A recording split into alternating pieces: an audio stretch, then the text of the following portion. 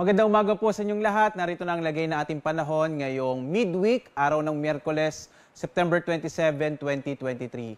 Sa ating latest satellite images, patuloy yung pagmamonitor natin sa low pressure area na nasa labas pa ng Philippine Area of Responsibility na mataan natin ito megit 1,425 kilometers east o silangan extreme northern Luzon.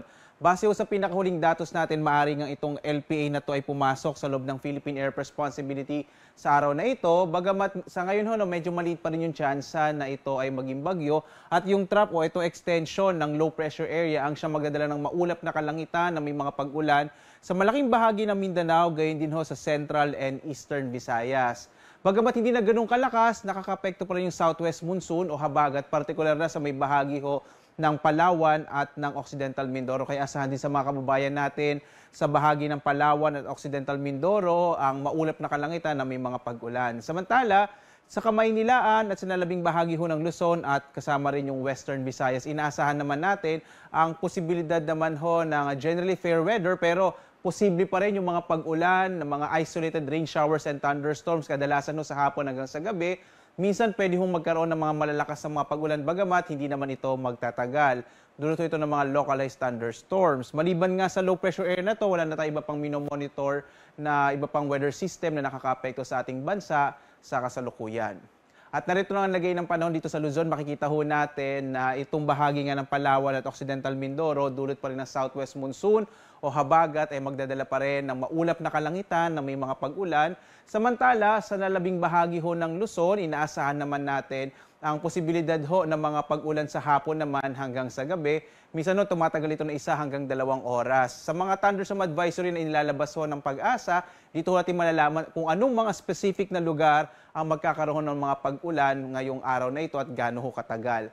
Samantala, ang agwat ng temperatura sa Lawag nasa 24 to 32 degrees Celsius, sa Baguio 17 to 24, sa Kamaynilan hanggang 33 degrees Celsius hanggang 34 degrees Celsius naman sa Tuguegarao.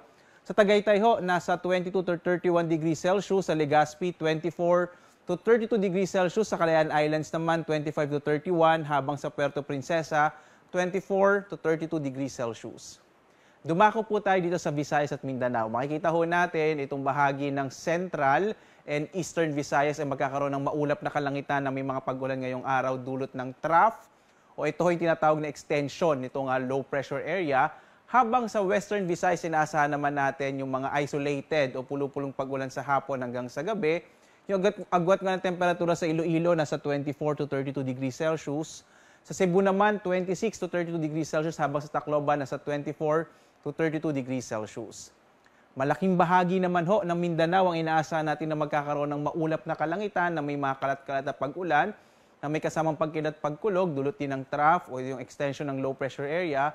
At ang agwat ng temperatura sa Zamboanga ay mula 25 to 32 degrees Celsius. Sa Cagayan de Oro, 25 to 32 degrees Celsius, habang sa Davao ay mula 25 to 32 degrees Celsius.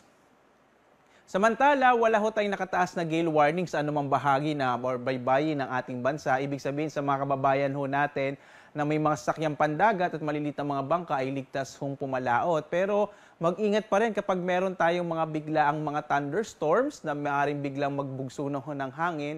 Kaya iba yung pag-iingat dahil maaari itong mag-trigger o magdulot ng biglaang malalakas na pag-alon ng karagatan.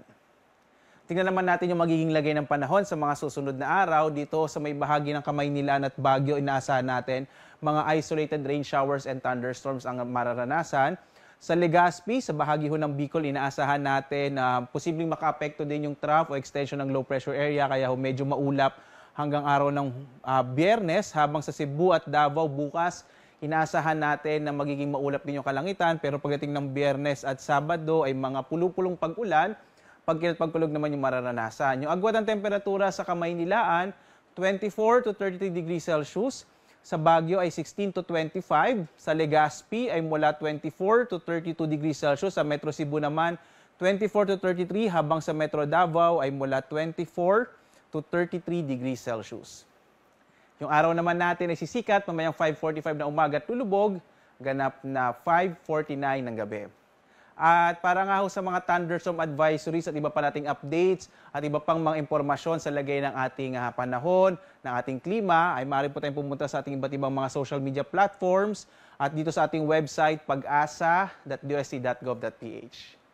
At live po na nagbabalita mula dito sa Pag-asa Weather Forecasting Center. Ako si Obet Badrina. Maghanda po tayo lagi para sa ligtas na Pilipinas. Maraming salamat po sa inyong pagsubaybay sa araw na ito.